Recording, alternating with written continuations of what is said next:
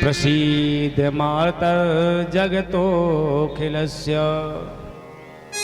प्रसीद विश्वेश्वरि पाहि विश्वं त्वमेश्वरी देवी चराचरस्य गंगातरंग रमणीय जटाकलापं गौरी निरंतर विभूषित वामभागं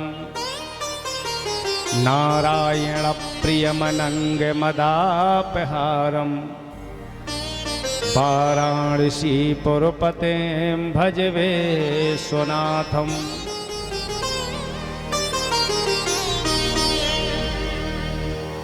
नीलाम्बुजस्यामलकोमलाङ्गं सीता समारोपितवामभागं पाणौ महासायकचारुचापं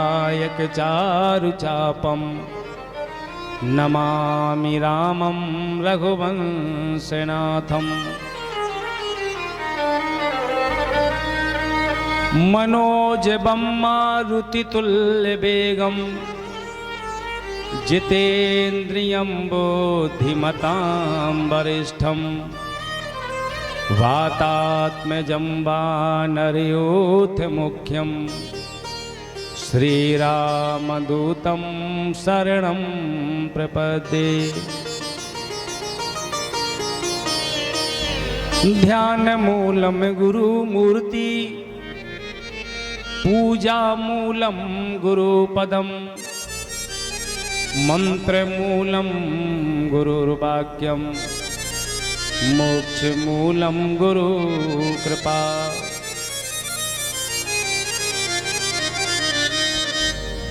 बंसी विभूषित करा नवनीरदाभात पीताम्बरादरुण बिंब फलाधरोष्ठात् पूर्णेन्दु सुंदर मुखादरविंद्र नेत्रात् कृष्णात् परम किमपि तत्त्वमहं न जाने। जय जय जय राधा रमण जय जय नवल किशोर जय गोपी चित चोर प्रभु जय जय माखन चोर। वृंदावन के वृक्ष को मर्म न जाने कोई जहाँ डाल डाल और पात पात पर श्री राधे राधे होय। राधे तू बड़ भागिनी कौन तपस्या की तीन लोक के स्वामी हैं जो तेरे अधीन। जब तलक है जिंदगी फुर्सत न होगी काम से कुछ समय ऐसा निकालो प्रेम कर लो घनश्याम से। प्रभु नाम रटते रहो धरे रहो मन ध्यान कबहूँ तो दीनानाथ के झनक पड़ेगी कान। बोलिए सच्चिदानंद भगवान की जय। श्री पुराण पुरुषोत्तम भगवान की जय। नमः पार्वती पतये हर हर महादेव।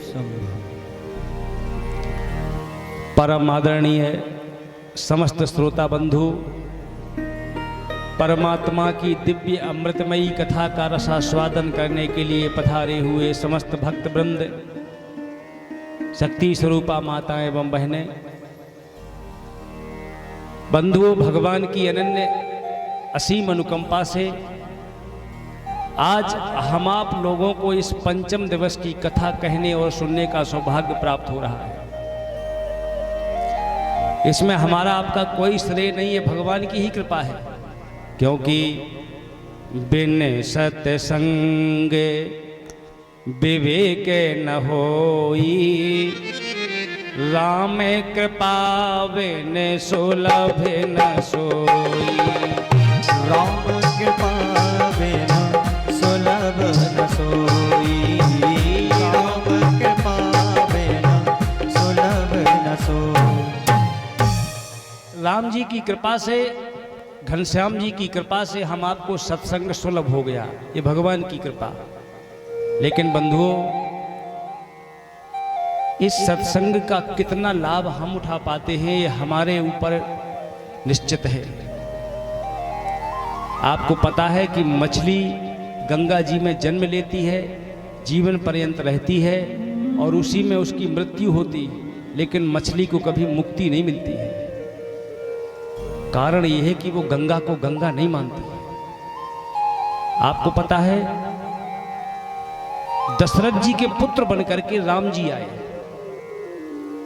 जिसके घर में स्वयं त्रिलोकीनाथ पुत्र बन के आए हों, उन्होंने अपनी गोदी में खिलाया, उनका पालन पोषण किया, लालन पालन किया, पूरे जीवन उनके दर्शन किए। लेकिन आपको शायद जानकर आश्चर्य होगा कि दशरथ जी को मुक्ति नहीं मिली थी। उसका कारण ये था कि दशरथ जी ने भगवान को कभी परमेश्वर के दृष्टिकोण से देखा ही नहीं। वो संसार के शरीर के बंधनों में बंधे हुए श्री जगदाधार जगदीश्वर भगवान को पुत्र मानते थे। तुलसीदास जी ने लिखा है रामायण में कि दशरथ उमा भेद भगति दशरथ और लावा, तासे उमा मुक्ति नहीं पावा। तासे उमा मुक्ति नहीं पावा, तासे उमा मुक्ति नहीं पावा। दशरथ भेद भगति और लावा, दशरथ भेद भगति और लावा, तासे उमा मुक्ति नहीं पावा। तासे उमा मुक्ति नहीं पावा। अब देखो आप, जिनके घर में स्वयं त्रिलोकीनाथ अवतरित होकर आए हों, उनको भी मुक्ति केवल इस कारण से नहीं मिली क्योंकि दशरथ जी जीवन पर्यंत देह के अभिमान से जुड़े रहे। जैसे कोई थैला है, थैला कपड़े का थैला है, उसमें सोना रखा हुआ है, तो हमें ये जानना जरूरी है कि थैले का मूल्य अलग है और सोने का मूल्य अलग है। सोने के भाव थैला तो नहीं तुल सकता ना। इसी प्रकार हमारा ये शरीर एक प्रकार का थैला है, इसमें बैठी हुई जो दिव्य आत्मा है वो परमेश्वर का साक्षात भगवत स्वरूप है। जब तक हम आप देह के अभिमान से जुड़े रहेंगे, जब तक हम देह के संबंधों से, देह की माया से, देह के रिश्तों से बाहर नहीं निकलेंगे, हमें शाश्वत भक्ति और शाश्वत ज्ञान की प्राप्ति संभव नहीं है। तो बंधुओं, भगवान के श्री हरि चरणों का चिंतन करके सुंदर कथा का रसास्वादन करें। बोलिए सच्चिदानंद भगवान की जय। श्री सुखदेव जी महाराज राजा परीक्षित को कथा सुनाते हुए कहते हैं कि हे राजन, जब दुरात्मा आताताई कंस ने माता देवकी के 6 पुत्रों का संहार कर दिया, 7वें गर्भ का संकर्षण योग माया ने, माता देवकी के 7वें गर्भ का संकर्षण करके माता योग माया ने वसुदेव जी की दूसरी पत्नी रोहिणी के गर्भ में स्थापित कर दिया। धीरे धीरे पुराण पुरुषोत्तम भगवान श्री कृष्ण के जन्म का समय आ गया। भादों के महीने में कृष्ण पक्ष अष्टमी को दिन बुधवार, रोहिणी नक्षत्र, वृख लग्न और मध्य रात्रि के समय भगवान कारागृह में प्रकट हो गए देवकी के समक्ष।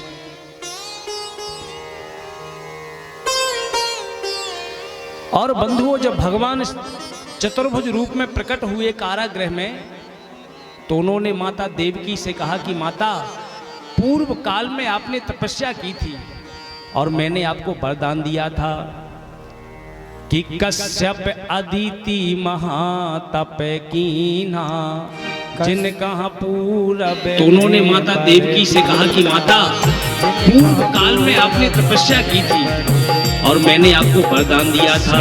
अदिति महातप कीना, कश्यप अदिति महातप कीना, जिन कहा पूरब में बरदीना, तिनका पूरब में बरदीना, तिनका पूरब में बरदीना। भगवान शंख चक्र गदा चतुर्भुज रूप में कारागृह में प्रकट हो गए और भगवान ने कहा कि हे माता देवकी, पूर्व काल में आपने जो तपस्या की थी और मैंने आपको वरदान दिया था कि मैं तुम्हारा पुत्र बन करके आऊंगा, मैंने अपना वादा पूरा कर दिया। देखो मैं पुत्र बन करके आ गया। लेकिन बंधुओं, माता देवकी के मुखमंडल पर प्रसन्नता नहीं है। भगवान ने पूछा कि माता कोई कमी रह गई है? आपको दिए हुए वरदान के अनुसार हम प्रकट हो गए। माता देवकी ने कहा कि हे नाथ, आपने कहा था कि हम पुत्र बन के आएंगे, लेकिन आप तो पिताजी बन के आ गए, शंख चक्र गदा पद्म वनमाला लेकर के। अरे बेटा तो छोटा सा हो गए, कैसे हम आपको लाड लड़ाएं, कैसे दुलार करें, कैसे गोदी में आपको पौढ़ाएं। इसलिए प्रभु आपकी दिया हुआ वरदान अभी आधा पूरा हुआ है। हमारे मन में वात्सल्य का भाव है और आप चतुर्भुज शाश्वत रूप में प्रकट हो गए हैं। नाथ, हमें ये रूप नहीं भाता। मैं मानती हूँ कि बड़े बड़े योगियों को आपका ये स्वरूप परम दुर्लभ है। बड़े बड़े सिद्ध जब कई जन्मों की तपस्या करके आपके इस चतुर्भुज रूप के दर्शन पाते हैं, लेकिन प्रभु मुझे नहीं भाता। मेरे तो नैनों में वही आपकी छोटी सी छवि बसी हुई है। तो भगवान ने कहा कि माता, अगर मैं छोटा सा लल्ला बन जाऊं तो मामा जी कंस भी आ जाएंगे, हमें परेशानी होगी, तुम्हें परेशानी होगी। इसलिए हम शंख चक्र गदा लेकर के आ गए कि आज ही आ जाएं हम, तो उनका कंस का काम तमाम आज ही कर दें। अगर छोटे बन जाएंगे हम तो तुम्हें समस्या हो जाएगी, सोच लो। माता जी कहने लगी के रूपम चयते तते, आ जाए हम तो उनका कंस का काम तमाम आज ही कर दें। ब्रह्मा ज्योति निर्गुणम निर्विकारम, सत्ता मात्र निर्विशेषम, निरीहम च तुम साक्षात विष्णु, रथ्यात्म दीपा रथ्यात्म दीपा। माता देवकी कहने लगी कि नाथ, एक बार आपका वो सुंदर सांवला सलोना रूप, बालपने का रूप देख लूं, फिर कंस मुझे अभी मार दे, मुझे कोई चिंता नहीं है। जी करके करना क्या है, आज नहीं कल मरना तो है, ये देह तो नाशवान है। लेकिन बड़े बड़े यतियों के लिए, बड़े बड़े देवताओं के लिए जो आपका बाल रूप परम दुर्लभ है, मैं उस रूप फिर कंस मुझे अभी मार दे, मुझे कोई चिंता नहीं है। और फिर जी करके करना क्या है, आज नहीं कल मरना। कि आपका नाम लेने मात्र से समस्त भयों का नाश हो जाता है। आप तो साक्षात हमारी गोदी में आ गए, अब मुझे कंस का भय रहा नहीं। हमारे मन से जन्म, मृत्यु और भय की समस्त व्याधियों का नाश हो चुका है। प्रभु ने कहा तो मैया ठीक है, लेकिन एक काम करना कि इसी क्षण मुझे गोकुल में पहुंचा दो और वहां पर यशोदा ने मेरी महामाया को पुत्री के रूप में जन्म दिया, माया को यहां ले आओ। ये कह करके त्रिलोकीनाथ छोटे से शिशु के रूप में अवतरित हो गए। और बंधुओं, वसुदेव जी ने जैसे ही प्रभु को अपने हाथों में लिया, इस बात को बड़े ध्यान से सुनना, कन्हैया बालक बन करके वहां बैठ गए और वसुदेव जी जैसे ही आगे बढ़े उनका प्रभु का आलिंगन करने के लिए, उनके हाथों में हथकड़ियां थी, पैरों में बेड़ियां थी, सब कट गई। और प्रभु को हाथों में उठाया, सारे बंधन खुल गए, सारे पहरेदार सो गए और उनको शीश पर रख करके जब चलने लगे, कारागृह से बाहर निकले। बड़ी घनघोर वर्षा हो रही है, बिजलियां चमक रही हैं, बादल गरज रहे हैं। शेषनाग ने अपने फन का छत्र प्रभु के ऊपर किया और यमुना जी को पार करके महारानी यमुना को पार करके आज वसुदेव जी पहुंचते हैं गोकुल में और वहां पर सब लोग सोए हुए हैं, क्योंकि योग माया का प्रभाव है सारी गोकुल पर। यशोदा के कक्ष में जाकर के वसुदेव जी ने देखा कि वहां एक कन्या लेटी हुई है। कन्या को उठाया और कन्हैया को लिटाया और लौट करके जैसे ही कारागृह में आए, अब आप देखो बड़े ध्यान से समझना है इस बात को, जैसे ही कारागृह में कन्या को लेकर के आए, अपने आप दरवाजे लग गए, अपने आप फाटक बंद हो गए, हाथों में हथकड़ी लग गई, पाँव में बेड़ियां लग गईं और पहरेदार जाग गए। ऐसा क्यों हुआ?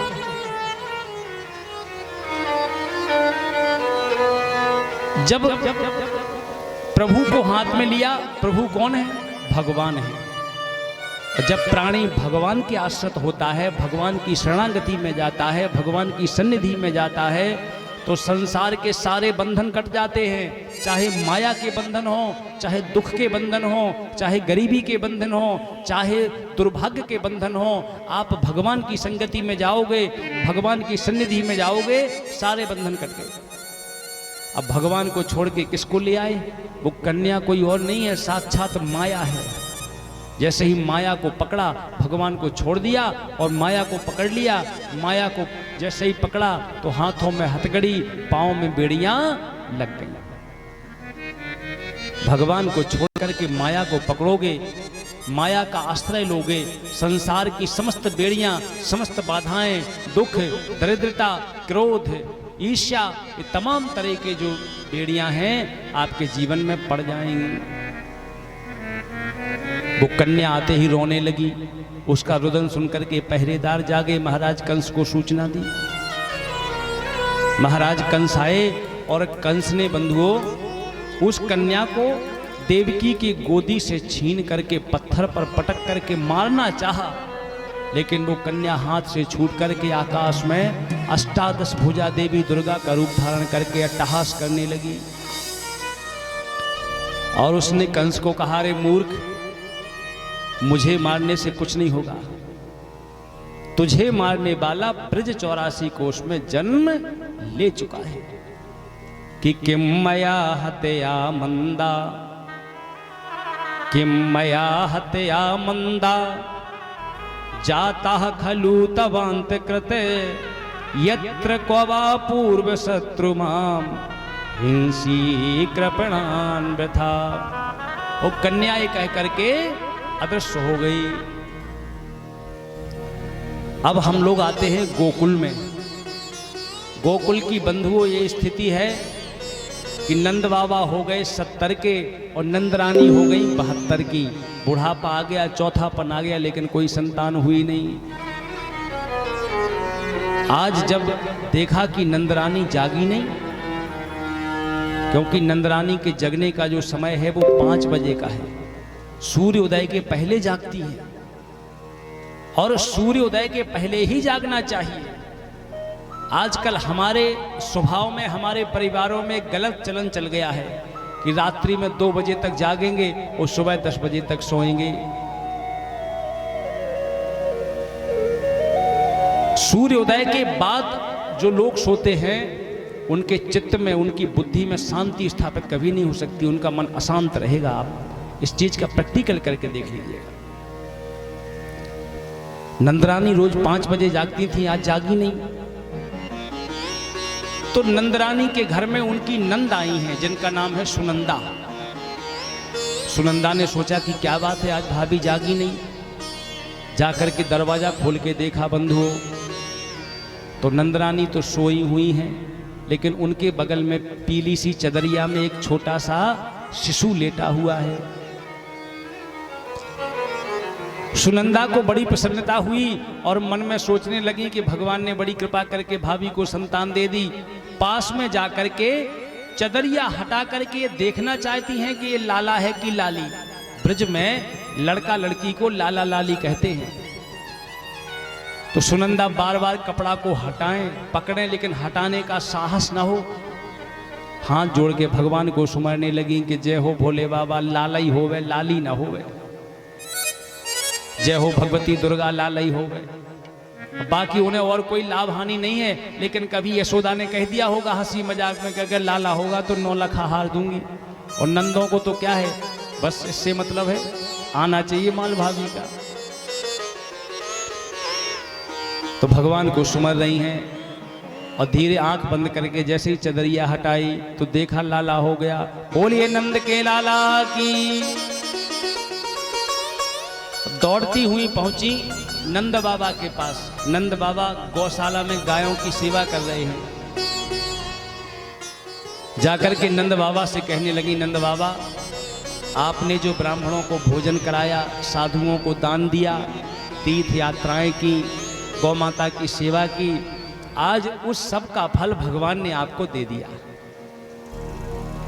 नंद बाबा कहने लगे, अरे बाबरी कुछ बताएगी भी कि बंदरों की भांति उछलती रहेगी। सुनंदा कहने लगी, बाबा तब बताऊंगी जब एक वचन दो कि भाभी के गले का 9 लाख हार हमें मिलेगा। जब नंद बाबा ने हाँ कह दिया तो कहने लगी, हे नंद बाबा कि बाचित्वा स्वास्थायनम जात कर्मात्मजस्य वै कार्यामास विधिवत पितृदेवार्चनम तथा। सुनंदा कहने लगी, बाबा ये गायों की सेवा करने का काम छोड़ दो और आपको पता है ब्राह्मणों को बुलाओ, नाऊ बारी भाट नट इनको बुलाओ और ढोल नगाड़े बजवाओ, क्योंकि भाभी ने आज लाला को जन्म दिया है। जैसे ही नंद बाबा के कानों में आवाज पड़ी बंधुओं, 70 साल के नंद बाबा के शरीर में ऐसी स्फूर्ति आ गई जैसे 17 साल के हो। क्योंकि ये मामूली खुशी की बात नहीं है। आज परब्रह्म परमेश्वर जगदाधार जगदीश्वर का जन्म हुआ है। और नंद बाबा गए कहां पर, यमुना जी में 108 डुबकी लगाई। आकर के बगलबंदी अंगोछा पहना, तेल काजर लगा करके दरवाजे पर बैठे, ढोल नगाड़े बजने लगे। सारे गोकुल में ये सूचना फैल गई और गोपियां झुंड का झुंड बना करके आने लगी। नंद बाबा दरवाजे पर बैठ करके आज दान बांट रहे हैं। दान मांगने वालों की बंधुओं लाइन लगी हुई है, सब दान के लिए खड़े हुए हैं। उसी लाइन में एक ब्राह्मण देवता आए, उनका नंबर आया जब दान लेने का, तो नंद बाबा ने कहा कि महाराज आपको क्या दे दें। ब्राह्मण देवता ने कहा कि बाबा हम कई पीढ़ियों से दरिद्र हैं, लेकिन आज तक हमने किसी से कुछ मांगा नहीं। जो भगवान की कृपा से मिल गया, बिन मांगे उसी में जीविका चलाई। आज जब हमें ये पता लगा कि आपके घर में लाला हुआ, तो न जाने क्यों हमारे मन में भाव आ गया कि आपसे कुछ मांग लें। नंद बाबा ने कहा कि महाराज आप चिंता न करें, जो आप कहेंगे आपकी अभिलाषा, आपकी इच्छा पूरी की जाएगी। लेकिन ब्राह्मण देवता कहने लगे, महाराज समस्या ये है कि जब हम घर से दान मांगने के लिए चले तो हमारे घर के लोगों ने सबने अपने अपने लिए कुछ ना कुछ मांगा है। अगर आप सबकी इच्छा पूरी करें तब तो ठीक है, अगर आप केवल हमारी इच्छा पूरी कर देंगे तो घर में जाके लड़ाई होगी। नंद बाबा कहने लगे, महाराज आप चिंता ना करो, जिसने जो कुछ मांगा हो सो मांग लो। ब्राह्मण देवता कहने लगे कि मेरे तात कहो समझाए राय सो। तात माने पिताजी। ब्राह्मण कहने लगा कि जब हम आए तो हमारे पिताजी ने क्या मांगा कि मेरे तात कहो समझाए राय सो, तू जाए असीसा दीजो और 200 भैंस दूध मन मन की हमरे काजे लीजो। हमारे पिताजी ने 200 भैंस मांगी है और ऐसी भैंसों की जिसमें एक भैंस में एक एक मन दूध हो।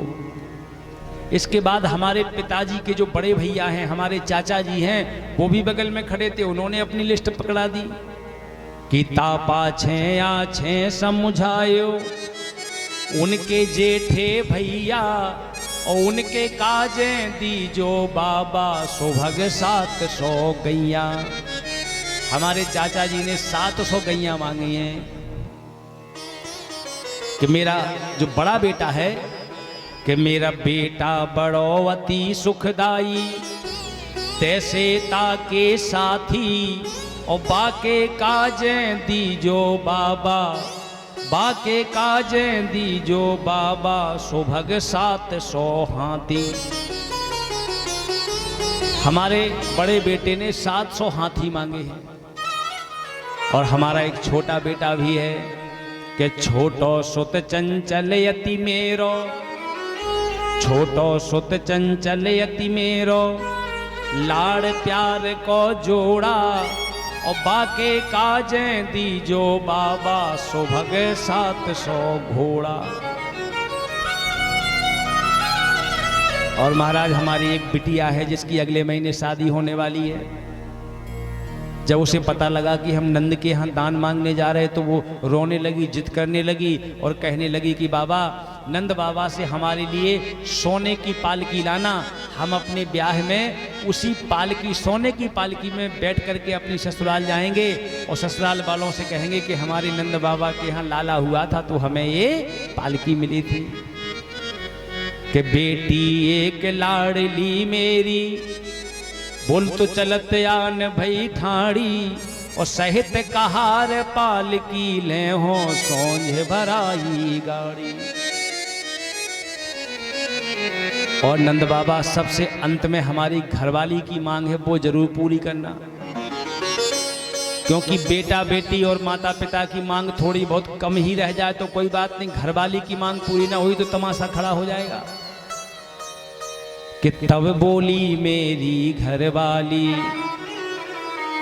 अरे तब बोली मेरी घरवाली, अजी नीके नीके जइयो, थोड़ो दे बहुत कर मानो, प्रभु दरस कर आइयो।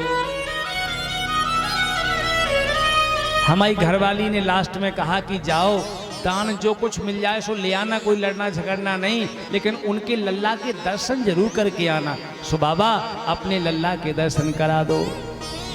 आज बंधु ब्रज के पुरवासियों की, ब्रज की नारियों की बड़ी विचित्र स्थिति है कि बर्फी सी ब्रज नारे बनी,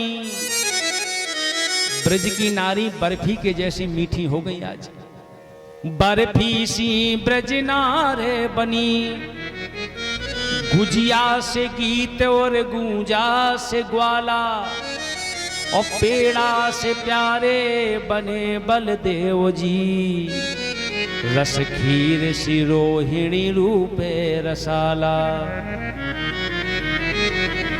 नंद मही पे बने नमकीन, नंद मही पे बने नमकीन, गोकुल गोप सब गरम मसाला, और जायो जसोदा जलेबी सी रानी ने, अज रबड़ी सी रात में लड़ुआ सोलाला। जायो जसोदा जलेबी सी रानी ने, अज रबड़ी सी रात में लड़ुआ सोलाला। कि नंद जू के अंगना में, नंद जू के अंगना में बज रही आज बधाई, नंद जू के अंगना में बज रही आज बधाई, नंद जू के अंगना में बज रही आज बधाई। 100 बार बधाई लोगो, 100 बार बधाई लोगो, लाखों बार बधाई नंद जू के, जसोदा जी के, जसोदा जी के अंगना में बज रही आज बधाई, नंद जी के अंगना में बज रही आज बधाई। जय हो।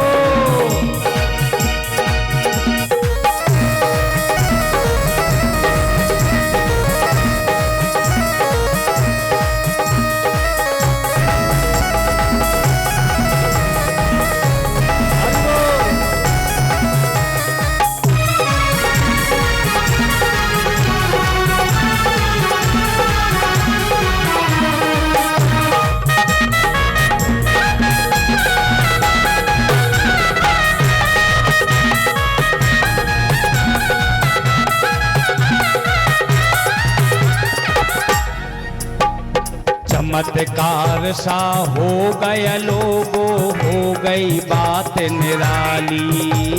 चमत्कार सा हो गया लोगो, हो गई बात निराली। चमत्कार सा हो गया लोगो, हो गई बात निराली। चमत्कार सा हो गया लोगो, हो गई बात निराली। रात रात में नंद बाबा की, रात रात में नंद बाबा की दाढ़ी हो गई काली। यशोदा जी के नंद जी के अंगना में बज रही आज बधाई। नंद जी के अंगना में बज रही आज बधाई। ताली बजाते हुए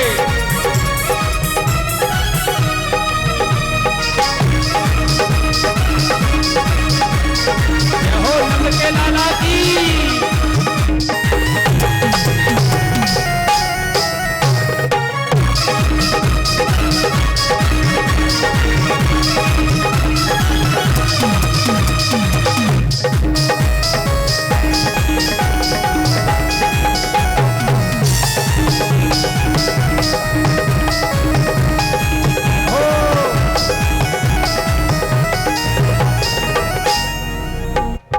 और 60 साल के बूढ़े देखो हो गए आज जवान। 60 साल के बूढ़े देखो हो गए आज जवान। 60 साल के बूढ़े देखो हो गए आज जवान। 60 साल के बूढ़े देखो हो गए आज जवान। नाच कूदे धूम मचावे, नाच गावे धूम मचावे। मीठो खावे पान नंद झुके। जसोदा झुके अंगना में बज रही आज बधाई। झुके अंगना में बज रही आज बधाई। नंद झुके अंगना में बज रही आज बधाई।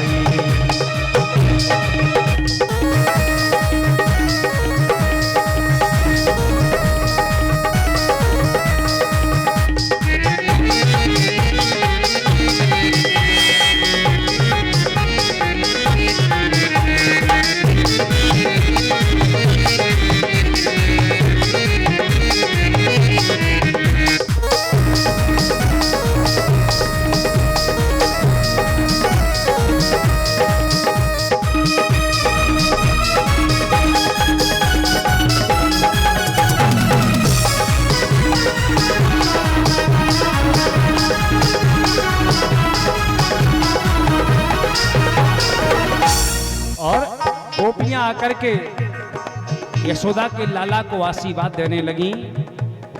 जोग जोग जीवे लाल तुम्हारो है आशीष हमारी।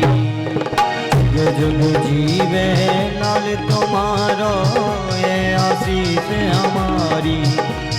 जुग जुग जीवे लाल तुम्हारो है आशीष हमारी। जुग जुग जीवे कलाकारी कर रहे हैं। तुम्हारो है आशीष हमारी। ऐसे दे आशीष सबई मिल, ऐसे दे आशीष सबई मिल। काव्य ब्रज नर नारी नंद झुके, जसोदा झुके, कन्हैया झुके अंगना में बज रही आज बधाई। झुके अंगना में बज रही आज बधाई। झुके अंगना में बज रही आज बधाई। नंद झुके अंगना में बज रही आज बधाई। नंद घर आनंद भयो जय कन्हैया लाल की। नंद घर आनंद भयो जय कन्हैया लाल की। हाथी दीने घोड़े दीने और दीनी पाल की। हाथी दीने घोड़े दीने और दीने पाल की। नंद घर आनंद भयो जय कन्हैया लाल की। नंद घर आनंद भयो जय कन्हैया लाल की। रतन दीने हार दीने गैया ब्याही हाल की।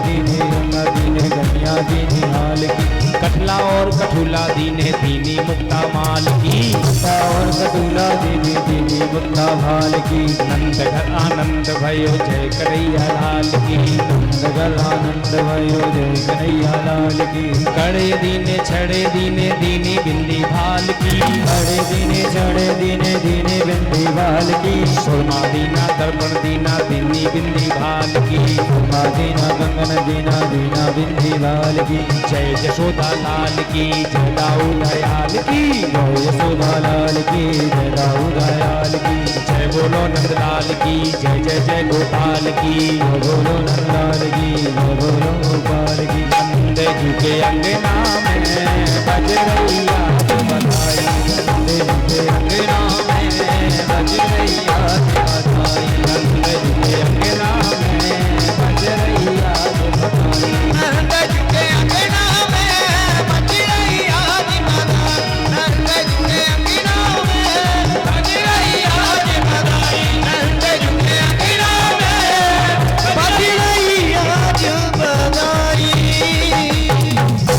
बोलिए नंद के लाला की जय। नंद भवनों में ऐसे नहीं लगा था जयकारा, अरे कम से कम इतने जोर से तो बोलो जितने जोर से अपने सोनू मोनू के पापा खंडाटती हो, इतनी तो बोलती जाओ। नंद महलों में जयकारा ऐसे लगा कि लगा जयकारा गोकुल में, और आवाज पहुंच गई मथुरा कंस के कानों तक। कंस ने तुरंत एक मीटिंग बुलाई आपात, जिसमें पूतना, अघासुर, व्योमासुर, केसी, चाणूर, मुष्टिक जैसे राक्षसों को बुलाया और कंस ने कहा कि देखो आप लोगों को पता होगा कि जिस दिन देवकी के गर्भ से 8वें गर्भ के रूप में कन्या हुई थी, और कन्या को जब हमने मारना चाहा तो वो कन्या दुर्गा का रूप धारण करके अदृश्य हो गई और जाते जाते कह गई थी कि तुम्हें मारने वाला ब्रज में जन्म ले चुका है। अब उसको कहां खोजे, क्योंकि योग माया ने गांव का नाम तो बताया नहीं, घर का नाम तो बताया नहीं, केवल ये कहा कि ब्रज कोश में तुझे मारने वाला जन्म ले चुका है। तो कंस ने कहा कि एक काम करो, 1 महीने के भीतर जितनी संतानों का जन्म हुआ है पूरे ब्रज क्षेत्र में सबको मार दो, उसी में हमारा दुश्मन भी मर जाएगा।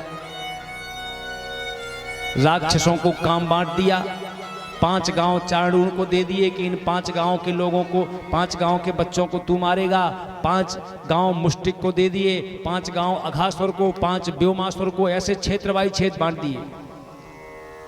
अब प्रश्न ये खड़ा हुआ कि जो है नंद बाबा के यहाँ गोकुल में कौन जाएगा, क्योंकि नंद बाबा के यहाँ भीड़ बहुत है, सैकड़ों लोग आ रहे हैं, सैकड़ों लोग जा रहे हैं। तो वहीं बैठी हुई थी पूतना राक्षसी, कहने लगी महाराज हम चले जाएंगे। कंस ने कहा कि तुम्हारे जाने पर काम नहीं बनेगा। क्यों? क्योंकि तुम्हारा देह, तुम्हारा जो शरीर है बहुत लंबा चौड़ा है, विकराल काली भयंकर देह है, 1.5 फुट के तुम्हारे दांत हैं, लंबे लंबे 4-4 मीटर के केस हैं, तुमको लोग पहचान लेंगे, अंधेरे नहीं घुसने देंगे, तो कैसे काम करोगे? बोली महाराज चाहे जितने कुरूप हों, चाहे जितने बेडोल बेढंगे हों, लेकिन ब्यूटी पार्लर पर जाएंगे, रंगरोतन पुतवा करके सब ठीक करवा लेंगे।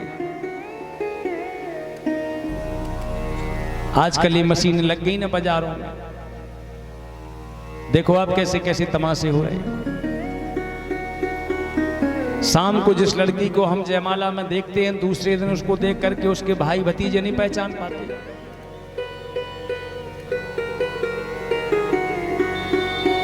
तो आपको सच बताएं, पंडित जी जो यहाँ बैठे हैं, किसी की शादी में हमारे साथ गए, इनकी पत्नी थी, तो वो इतना श्रृंगार किए हुई थी कि दूसरे दिन उसी का लड़का नहीं पहचान पा रहा, तो कह रहा था पापा ये मम्मी नहीं है।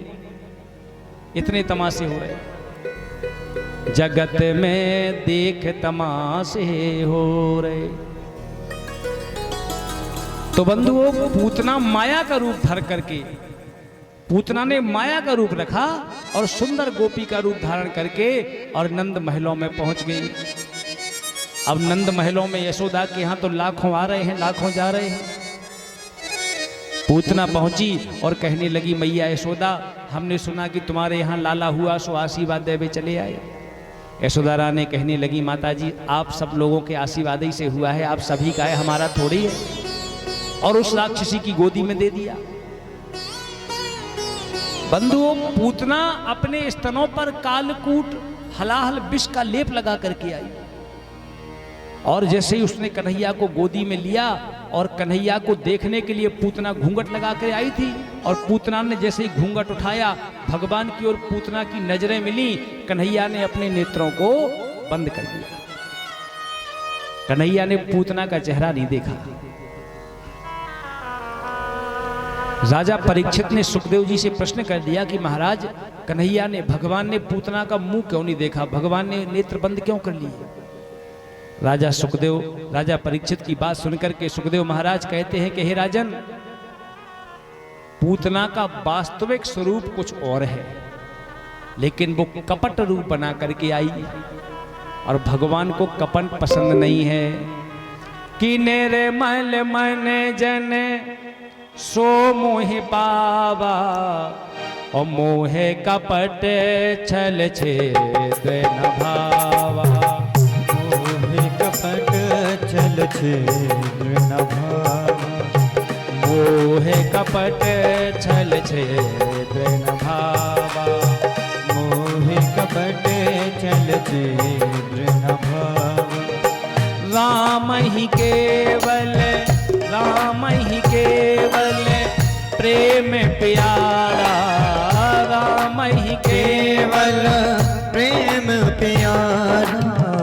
जान ले जो जान निहारा, जान ले जो जान निहारा, जान ले जो जान निहारा। भगवान ने अपने नेत्रों को बंद कर लिया कि ये कपट रूप धारण करके आई है, क्या इसका मुख देखे। अरे जैसी थी वैसी ही हमारे सामने आती तो मैं इसके मुख के दर्शन करता। और बंधुओं, पूतना भगवान को स्तनपान कराने लगी, अपने स्तनों पर कालकूट हलाहल विष का लेप लगाए हैं। उसने सोचा कि थोड़ा मुंह में देगा ये और मर जाएगा, क्योंकि 7 दिन का तो है ही है, विष बड़ा भयंकर है। लेकिन बंधुओं, भगवान दुग्धपान के साथ साथ उसके प्राणों को भी खींचने लगे। और मैंने आपको कल बताया था कि जन्मत मरत दुसह दुख होई, जब प्राण निकलते हैं तो बड़ा दुसह पीड़ा होती है।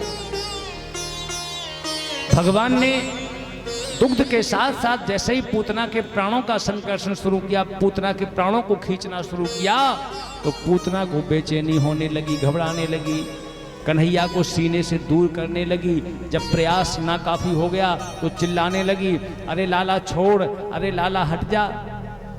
भगवान कहने लगे, पूतना चाची, हम एक बार किसी को पकड़ लेते हैं तो छोड़ते नहीं है, राधे राधे करके ही छोड़ेंगे, चाहे प्रेम से पकड़ें और चाहे द्वेष से पकड़ें। जिसको एक बार हमने पकड़ लिया उसका उद्धार करने के पहले हम छोड़ते नहीं हैं। जब उस राक्षसी के प्राण आक्रांत होने लगे, अपना महाभयंकर विकराल रूप धारण करके कन्हैया को लेकर के आकाश में उड़ चली। लेकिन बंधुओं, जब तक चाहें खेल खिलावें, जब चाहें कर दें संहार, भगवान ने उसके जीवन लीला को समाप्त कर लिया, उसके प्राणों का आकर्षण कर दिया। धड़ाम से धरती पर गिर पड़ी। पीछे से नंद, यशोदा, गोप, ग्वाल सब भागे। दौड़ो दौड़ो, कन्हैया को राक्षसी ले गई, राक्षसी ले गई। गांव के बाहर आकर के देखा तो पूतना मृत पड़ी हुई है और उसके वक्ष स्थल पर आनंद कंद बिहारी जी किलोले कर रहे हैं। मैया यशोदा ने लाला को उठाया और सीने से लगा करके रोती हुई घर ले गई। और घर जाकर के मालूम है आपको, कन्हैया की नजर उतारने लगी। किसी ने पूछा कि मैया नजर काहे को उतारो? अरे तुम्हें पता नहीं, हमारे लाला को राक्षसी ने छू लिया, इसको नजर बैठ गई किसी की। नजर उतारने लगी। और नजर कैसे उतार रही हैं आप देखो। कन्हैया को गाय के पीछे ले गई और गाय की पूंछ से नजर झाड़ रही हैं। और मंत्र कौन सा पढ़ती हैं आप देखिए आप कि इंद्रियाणी ऋषिकेशा, इंद्रियाणी ऋषिकेशा प्राणान नारायणो अवत श्वेत दीप पतिश्चित्तम मनो योगेश्वरो अवत। जो ऋषिकेश भगवान है वो हमारे लाला के प्राणों की रक्षा करें। जो योगेश्वर भगवान है वो हमारे कन्हैया के मन की रक्षा करें। जो श्वेत दीप के वासी भगवान विष्णु हैं वो हमारे लाला के पूरे शरीर की रक्षा करें। अच्छा आप देखो किसको झाड़ रही हैं? कन्हैया को। वो जितने नाम ले रही हैं ऋषिकेश नारायण ये सब नाम किसके हैं? उन्हीं के नाम हैं। उन्हीं का नाम ले रही, उन्हीं को झाड़ रही। अब लेटे लेटे भगवान सोच रहे कि अरे मैया नाम तो किसी और देवता के ले ले, हमारे नाम से हम ही को झाड़ रही है। लेकिन आपको एक बात बताएं, भगवान से बड़ा अगर कोई है तो वो है भगवान का नाम। कि कहूं कहाँ लगे नाम बड़ाई और राम न सकही नाम गुण गाई। हम न सकहि नाम गुण गाई, राम ही सकहि राम गुण गाई। कहूं कहाँ लगे नाम बड़ाई, कहूँ कहाँ लगी नाम बड़ाई, कहूं कहाँ लगे नाम बड़ाई। कहूँ कहाँ लगी नाम बड़ाई, राम न सकही नाम गुण गाई। राम न सकहि नाम गुण गाई। कहूं कहाँ लगे नाम बड़ाई, कहूँ कहाँ लगे नाम बड़ाई, राम न सकही नाम गुण गाई।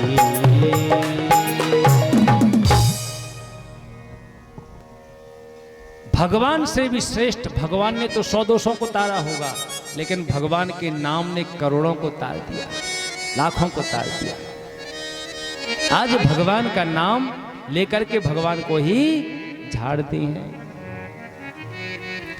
धीरे धीरे बंधुओं भगवान के जन्म को 1 महीना हो गया और इस धरती पर राम जी का जन्म हो या शिव जी का जन्म या कृष्ण का जन्म हो और भगवान शंकर देखने के लिए ना आए, ऐसा नहीं हो सकता।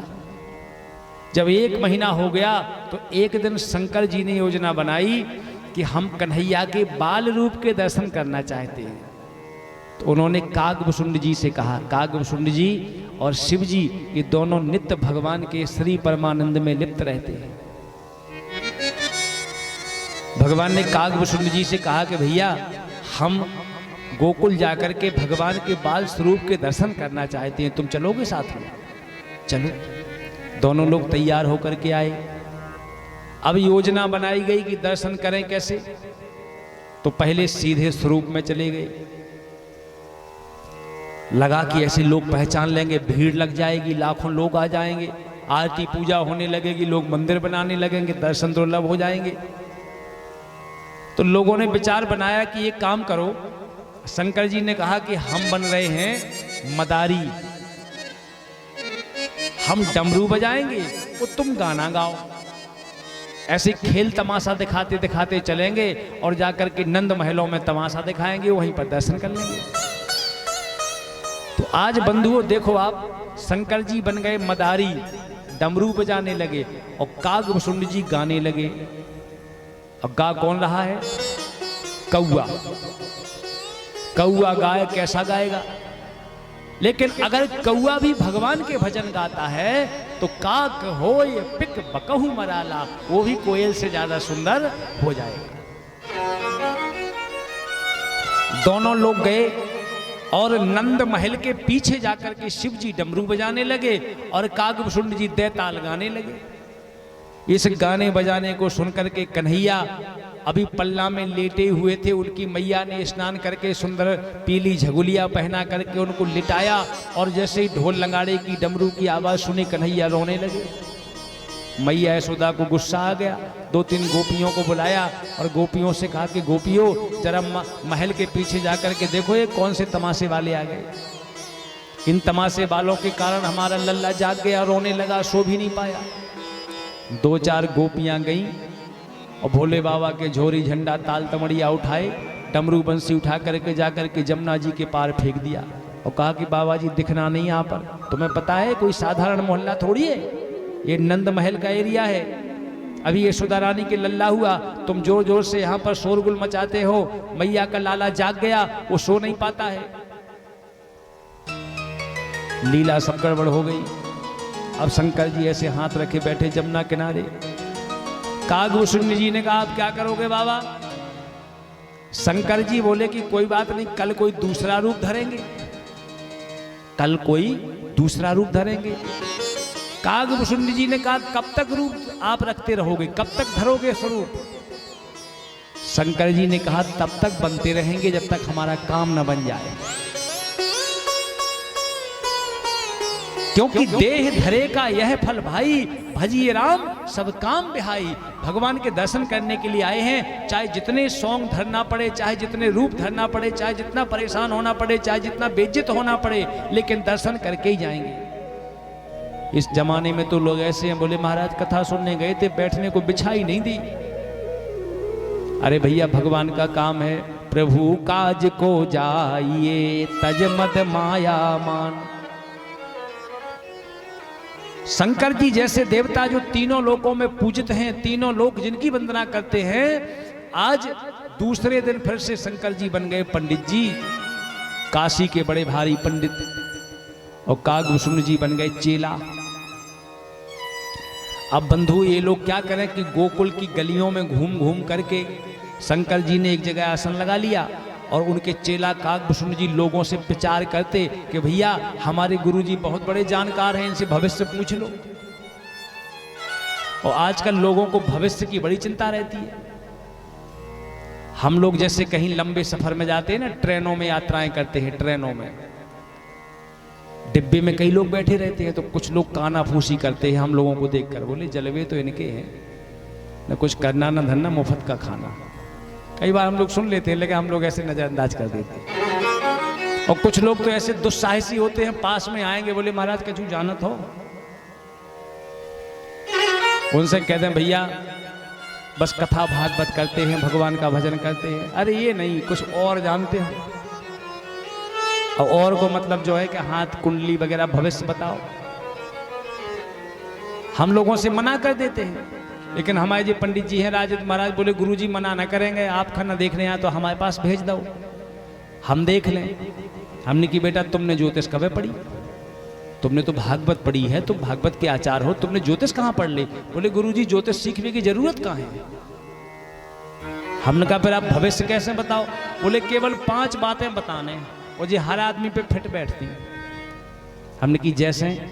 बोले काऊ को हाथ पकड़ो, तो पहले तो काफ़ी देर लो, शांत रहो, बताओ ना कछु, दाएं पलटो बाएं पलटो, ऐसो देखो, लंबी लंबी सांसें लो, ताकि सामने वाले को लगे कि बहुत पंडित जी गहराई से भविष्य बाँच रहे। और बोले फिर सबसे पहली बात कह दो कि तुम बहुत साफ दिल के हो। अब चाहे जितना बड़ा चोर कपटी डाकू हो, अपने मुँह से थोड़ी कह दे कि हम नहीं हैं, वो तो कह दे कि हाँ महाराज हम हैं। और बोले गुरुजी दूसरी बात कह दो कि तुम भैया झूठ नहीं बोला। अब अपने मुँह से को कहते कि हम झूठ बोले, वो तो कह दे कि हाँ महाराज हम तो बिल्कुल नहीं बोला। और तीसरी बात बोले गुरुजी जो कह दो कि तुम्हारे घर में पैसा नहीं ठहरा। अब जो अर्थ को युग है, आमदनी से ज्यादा खर्च सबके घर में है। आओ महाराज बात सही है। और बोले चौथी बात जा कह दो कि आप तो सबके संगे अच्छा करत, लेकिन आपके संगे आदमी ठीक नहीं करत। आओ महाराज बिल्कुल पक्की कही। और बोले 1-2 बातें और मिला के कह दो भविष्य हो। बंधुओं ज्योतिष गलत नहीं है, लेकिन आज के जमाने में कुछ ज्योतिषी गड़बड़ हो गए हैं जो पूरा गड़बड़ किए हुए हैं। तो हम लोगों के कई उपयोग हैं। कई बार तो हमें ट्रेन में ऐसे लोग भी मिलते हैं कई बार ऐसी माताएं बहनें मिलती जिनके छोटे छोटे बच्चा रो रहे, तो हम लोगों की वो दिखा करके बच्चों से कहती हैं बेटा चुप हो जाओ नहीं तो बाबा जी खा लेंगे। सच बता रहे। हम लोगों ने कहा माता जी काहे के बच्चा बिगाड़ रही, हम लोग दाल भात खा के बच्चा खा रहे। और एक बार तो हम लोग अमरकंटक में कथा हो रही थी। अमरकंटक से जब नर्मदा जी के उद्गम स्थल से हम लोग आश्रम की ओर आ रहे थे, जहाँ ठहरे थे, एक माता जी मिली और बोली गुरुजी रुक जाओ रुक जाओ रुक जाओ रुक जाओ रास्ता में। तो हमने सोची कि माता जी के मन में श्रद्धा है न चरण छूने। हमने की माता जी ठीक है। बोली गुरुजी फोटो लेने। अब हमें लगो कि माता जी का और ज्यादा श्रद्धा है, हो सके जिस सिंहासन में रखें पूजा स्थल में पूजा करें। हमने की माता जी आप हमारे पंडित जी हैं, उनके पास मड़ी हुई फोटोआं हैं, वो आपको दे देंगे। अरे बोली महाराज हमारी दो नाती हैं, जैदना से आपकी कथा चल रही, आप दिखा दिखा के रोज खाना खवा देता हूं कि बाबा जी खा लें, आपकी फोटो रखने। ये संस्कारी नियत बिगड़ गई समाज की। तो शंकर जी बन गए भविष्य वक्ता पंडित जी, और काकभूषण जी बन गए चेला। लोग ना पकड़ पकड़ करके ले आवे। अब बंधु शंकर जी को भविष्य देखें कि त्रिकालज्ञ सर्वज्ञ तुम गति सर्वत्र तुम्हार। शंकर जी किसी का हाथ पकड़े, पूरा भूत भविष्य वर्तमान सब कुछ बता दे। पूरे गोकुल में यह हल्ला फैल गया कि बड़ा प्रकांड पंडित आया काशी से, भूत भविष्य वर्तमान सब कुछ बता देता। लोगों की भीड़ लग गई, लाइन लगने लगी। शंकर जी भविष्य बता रहे। इतने में एक दासी निकलती है। दासी, जो दासी नंद महलों में काम करती थी यशोदा के यहाँ, यशोदा की बड़ी खास दासी। शंकर जी ने काकभूषण जी को इशारा किया कि उसको पकड़ो, वो जा रही है। काकभूषण जी दौड़ के गए और कहने लगे मैया हमारे गुरुजी आए काशी से, जरा हाथ तो दिखा लो। दासी कहने लगी बाबा जी माफ करो, नंद महलों में काम पड़ा है, मैया नाराज होगी, मैया डांटेगी। काकभूषण जी कहने लगे अरे दासी काम तो जीवन भर करना है, ऐसे पंडित दोबारा नहीं मिलेंगे, कुछ भविष्य पूछ ले। अब दासी आई, उसने हाथ दिखाया। हाथ दिखाया तो शिव जी भविष्यवक्ता, उन्होंने सारी बातें बता दी। दासी 5 रुपया देने को तैयार हुई तो शंकर जी कहने लगे कि माई पैसे मत दो, हमारी इच्छा है कि हम नंद महल घूम लें एक बार, अगर आप प्रसन्न हैं तो दक्षिणा के रूप में हम लोगों को नंद महल के अंदर ले चलते। दासी बोली महाराज प्रयास करें, चलो। अब शंकर जी उठन लगे, वहां लाखों की भीड़ थी, लाखों लोग खड़े थे। कहने लगे बाबा जी हाथ देखो, हमारा भविष्य बताओ। शंकर जी बोले अब हमारा भविष्य बन गो, अब तुम अपना भविष्य बना उतरी हो, हम तो जा रहे हैं। जल्दी से डमरू ताल तमड़िया उठाई, पहुंचे नंद महलों में। दासी कहने लगी रुको यहाँ बाबा, अभी हम पता लगा करके आते हैं, माता रानी से, माता यशोदा से पूछ करके आते हैं। अंदर गई दासी और पूछ करके आई तो शिव जी से कहने लगी बाबा माता जी ने आज्ञा तो दे दी है नंदरानी ने, लेकिन एक कोई जा पाएगा।